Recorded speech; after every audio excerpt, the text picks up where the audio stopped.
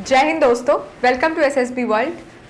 आप सारे काफ़ी परेशान दिखते हैं जब बात आती है वैट की, क्योंकि वैट की एक ऐसी बड़ी समस्या है जिसमें आपको 15 सेकंड के अंदर एक वर्ड के ऊपर अपना एक इंस्टेंट रिएक्शन देना होता है।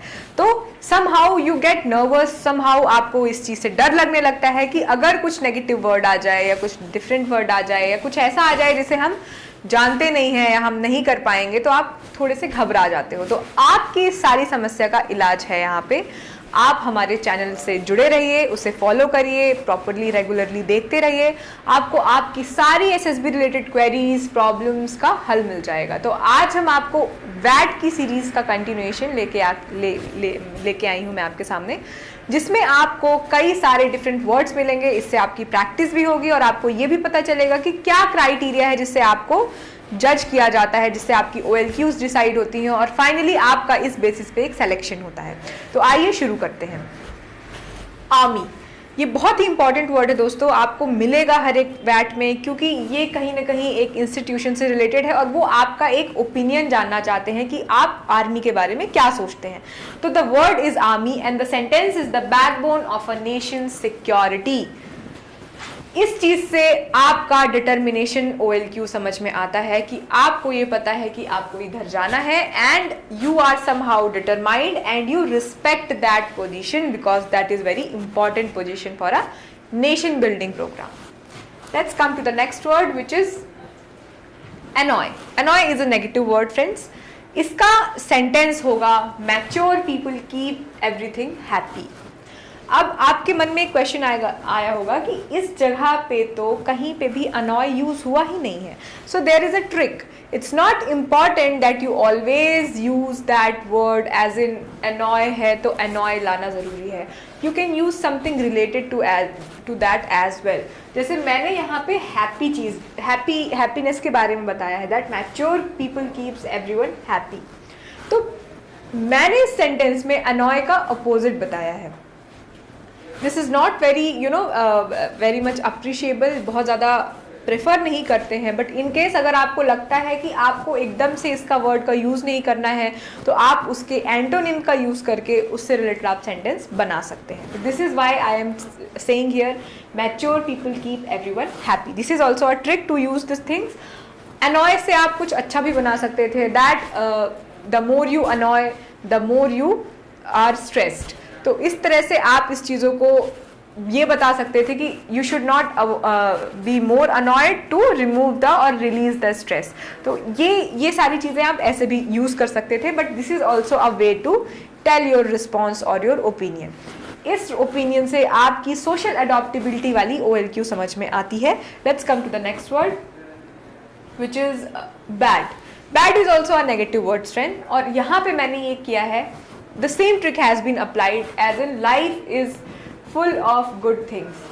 मैंने bad का opposite लिया good and then I made the optimistic sentence which is life is full of good things. This gives me the OLQ of liveliness, as in I am very much optimistic, I am very much into hopeful situation, मुझे hope है and I think always a positive. तो ये चीज़, ये word bad था, एक negative word था, काफ़ी serious word था, लेकिन आपने इस चीज़ को opposite convert करके काफ़ी अच्छा एक hopeful optimistic sentence बना लिया। Let's come to the next word which is clean. Clean is a somehow neutral word and it is somehow related to your personality as in daily life routine. तो यहाँ पे आप क्या बोलते हो? Clean system serve better. यहाँ पे you have somewhere made a neutral statement. Neutral statement मतलब आपने ना ही कुछ इसमें extreme use किया है, ना ही कुछ ज़्यादा बहुत ही ज़्यादा मतलब extreme कुछ भी नहीं था, ना ही बहुत ज़्यादा एक्सट्रीम नेगेटिव, ना ही बहुत ज़्यादा एक्सट्रीम पॉजिटिव।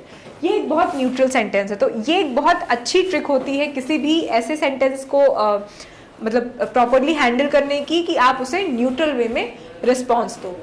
इस सेंटेंस से आपकी OLQ निकलती है सेंस ऑफ रिस्पॉन्सिबिलिटी, क्योंकि इसमें हमने यूज़ किया है system serve better, clean system serve better.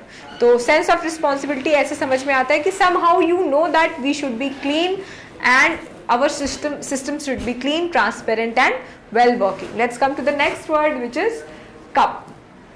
अब दोस्तों कप को देख के आप सोचते हो कि कप तो मग होता है, उसको हम कैसे यूज कर सकते हैं? No, cup is also use as in idioms and phrases as well. तो यहाँ पे हमने क्या लिया है, life is a cup of joy. यहाँ पे ये इडियम्स फ्रेजेस जैसा ही कुछ है, जार्गन है विच इज़ यूज्ड। तो आपको बहुत सारे सेंटेंसेस का डिफरेंट यूज भी पता होना चाहिए, जैसे not my cup of T, इसमें भी कप यूज होता है। तो ये सेंटेंस आपकी OLQ देता है liveliness. That's why this is very important to have a strong command over English, और वैट को अच्छे से करने के लिए आपको इंग्लिश अच्छी आनी चाहिए। Let's come to the next thing which is class. अब दोस्तों food for work scheme helps lower class of society. ये एक बहुत अवेयरनेस रिलेटेड स्टेटमेंट है जिससे आपकी इफेक्टिव इंटेलिजेंस पता चल रही है एज एन OLQ। और ये क्लास का मतलब ये भी होता है कि आप क्लास को एज अ स्टेटमेंट यूज़ करते हो, एज ए जो भी आपका क्वालिफिकेशन स्टेटमेंट होता है, सोसाइटल स्टेटमेंट, उसके लिए यूज़ करते हो, कैटेगराइजेशन करते हो क्लासेस से। क्लास आपका क्लासरूम भी होता है जहाँ पे आप लर्निंग करते हो। तो क्लास का बहुत यूज़ है, और आपको ये पता करना है कि हम इसे किस तरह से यूज़ करके एक अच्छा सेंटेंस बना सकते हैं, which is a good example of this कि food for work scheme helps lower class of society. Let's come to the next word which is decide. बहुत इंपॉर्टेंट वर्ड है, डिसीजन मेकिंग क्वालिटीज़ आपकी OLQs में भी होती है, तो इस वर्ड को काफ़ी अच्छे से आपको हैंडल करना होगा। यहाँ पे हमने यूज़ किया India and China have decided to improve their relations, this shows the current awareness. तो ये पता चल जाएगा कि एक बच्चा जो ऐसा सेंटेंस लिख रहा है वो काफ़ी करंट अवेयरनेस रखता है, उसका करंट अफेयर्स काफ़ी इम्प्रूव्ड है, और इससे आपका कॉपरेशन भी समझ में आता है। How corporation?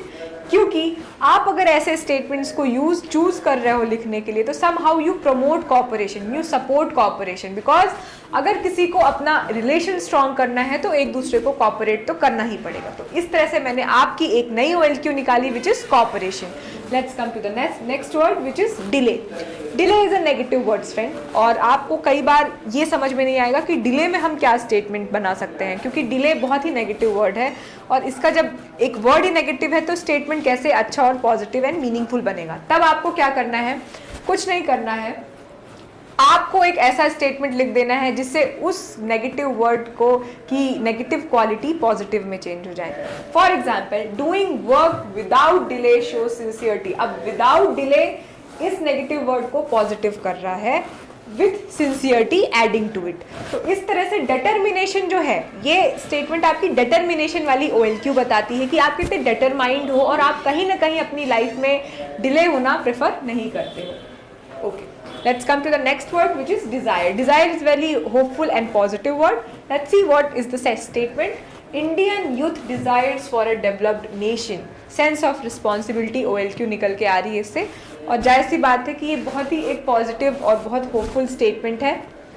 काफ़ी अच्छा ये बताता है कि हम कहीं ना कहीं एक अच्छे नेशन की ग्रोथ की और प्रॉस्परस होने की विश रखते हैं। Escape is a negative word. Braves don't escape from difficulties, and यहाँ पे आपका करेज आता है, क्योंकि somehow you say that escaping is not a solution, escaping is not a priority, तो एस्केप करना is not a good thing. दोस्तों आज थी ये वैट की सीरीज। उम्मीद है मुझे आपको ये लेक्चर पसंद आया होगा। ज़्यादा से ज़्यादा शेयर एंड सब्सक्राइब करें, बेल आइकन प्रेस करें ताकि आपको इस चीज़ का नोटिफिकेशन मिलता रहे, और मेरे साथ SSB के बारे में जानते रहिए, जुड़े रहिए और प्रैक्टिस करते रहिए। तो मिलते हैं आपसे जल्द ही।